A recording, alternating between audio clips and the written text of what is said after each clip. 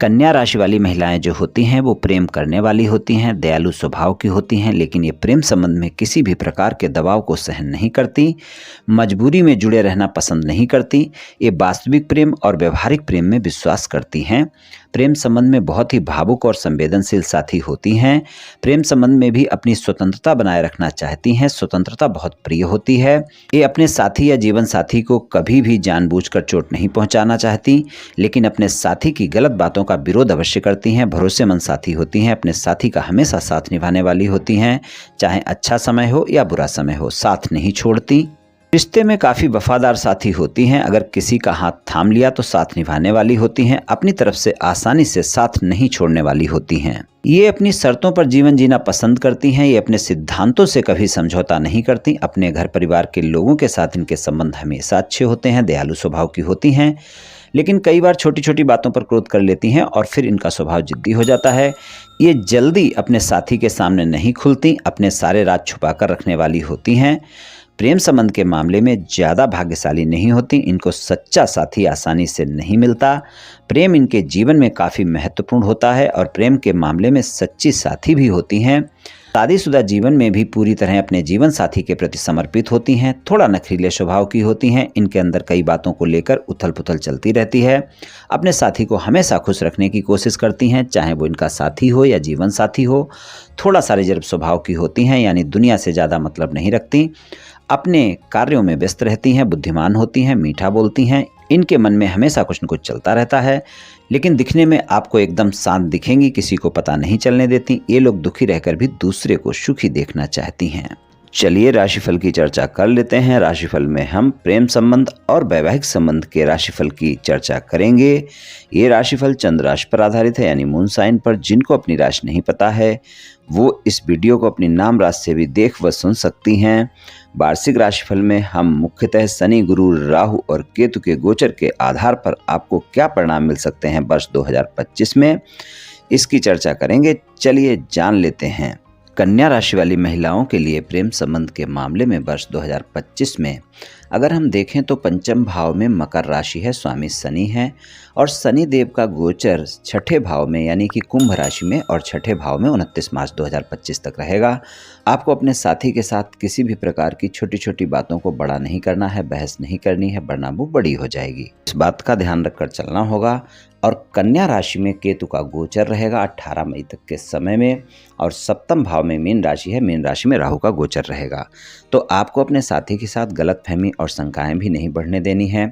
और अगर आपने अपने साथी के साथ आरोप प्रत्यारोप की बात शुरू की तो आप देखेंगी आप दोनों एक दूसरे पर ज़्यादा आरोप प्रत्यारोप कर सकते हैं, इसलिए इस बात का ध्यान रखकर चलें 18 मई तक के समय में।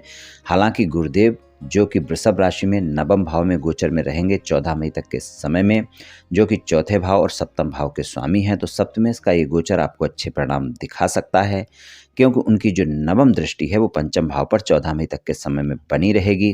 तो जो भी वाद विवाद होंगे या गलतफहमियां होंगी या शंकाएं होंगी वो समाप्त हो जाएंगी, यानी समझौता हो जाएगा। आपके साथी के साथ वाद विवाद बढ़ेगा नहीं, लेकिन फिर भी आपको तालमेल बनाकर रखना होगा।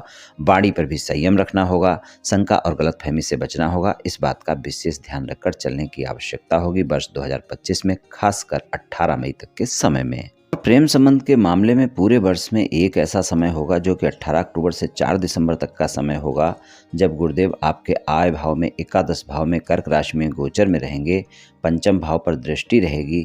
तो ये समय आपके प्रेम संबंध के प्रत्येक क्षेत्र में अच्छे परिणाम दिखाएगा। इस वर्ष आप अपने प्रेम संबंध को आगे ले जाने के बारे में सोच सकती हैं, यानी कि आप अपने प्रेम संबंध को विवाह संबंध में बदलने के बारे में सोच सकती हैं, फैसला ले सकती हैं। तो अगर आप अपनी वाणी पर संयम रखती हैं, तालमेल बनाकर रखती हैं, तो आपके साथी के साथ आपके संबंध अच्छे रहेंगे। 14 मई तक गुरुदेव की दृष्टि पंचम भाव पर है, तो वहाँ पर जो भी वाद विवाद होंगे वो समाप्त हो जाएंगे, तो वहाँ पर भी आपको अच्छे परिणाम मिल जाएंगे। और 18 अक्टूबर से 4 दिसंबर तक का समय तो सबसे बेहतर समय है ही, और बाकी समय में थोड़ा सा तालमेल बनाकर रख लेंगी तो बेहतर परिणाम देखने को मिल जाएंगे। शादीशुदा जीवन में 29 मार्च 2025 तक का समय ऐसा होगा जब आपको अप एंड डाउन देखने को मिल सकते हैं। और अगर आपके जीवन साथी के स्वास्थ्य में किसी भी प्रकार की कोई समस्या चल रही है तो उसका इस वर्ष आपको ध्यान रखकर चलना होगा।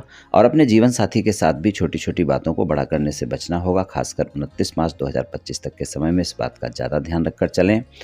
और बाकी समय में भी तालमेल बनाकर रखना होगा, तभी शादीशुदा जीवन में बेहतर परिणाम मिल पाएंगे। और शादीशुदा जीवन में 18 अक्टूबर तक के समय में राहु का गोचर सप्तम भाव में यानी मीन राशि में बना रहेगा, तो आपको अपने जीवन साथी के साथ तालमेल ज़्यादा बनाकर रखने की आवश्यकता होगी। हालांकि आप अपने जीवन साथी के साथ तालमेल बनाकर रखेंगी और समय भी बिताएंगी, लेकिन फिर भी आप देखेंगी शंकाएं और गलतफहमियां पीछा नहीं छोड़ेंगी और वाद विवाद की स्थिति बन सकती है।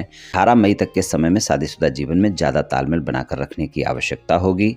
इस वर्ष आप अपने जीवन साथी के साथ कोई तीर्थ यात्रा पर जा सकती हैं और वहां पर आपके संबंधों में मधुरता देखने को मिलेगी। धर्म कर्म के कार्यों में आपका खर्च हो सकता है। तो शादीशुदा जीवन में इस बात का ध्यान रखकर चलें कि 18 मई तक के समय में राहु का गोचर सप्तम भाव में है। यहाँ पर तालमेल बनाकर रखना बहुत आवश्यक है, नहीं तो आप देखेंगी अच्छे परिणाम नहीं मिल पाएंगे। अगर आपके वैवाहिक संबंध में कोई ज़्यादा तनाव चल रहा है, कोई ज़्यादा वाद विवाद चल रहा है, तो इस वर्ष एक समय ऐसा होगा जो कि 18 अक्टूबर से 4 दिसंबर तक का समय होगा। वहाँ पर आपको अच्छे परिणाम देखने को मिल सकते हैं। अगर आप प्रयास करती हैं तो आपका समझौता भी हो सकता है आपके जीवन साथी के साथ। अगर आप अविवाहित हैं, शादी योग्य हैं, जीवन साथी की तलाश में हैं, तो इस वर्ष ये तलाश आपकी पूरी हो सकती है। ये राशिफल सामान्य राशिफल है। ये सभी महिलाओं पर पूर्ण रूप से प्रभावी होगा ऐसा संभव नहीं है, क्योंकि आपकी जन्म कुंडली पर भी बहुत कुछ निर्भर करता है। आप सभी स्वस्थ रहें, आयुष्मान रहें, धनवान रहें, ऐसी मेरी श्री कृष्ण भगवान से प्रार्थना है। जय श्री कृष्ण, जय श्री राधे।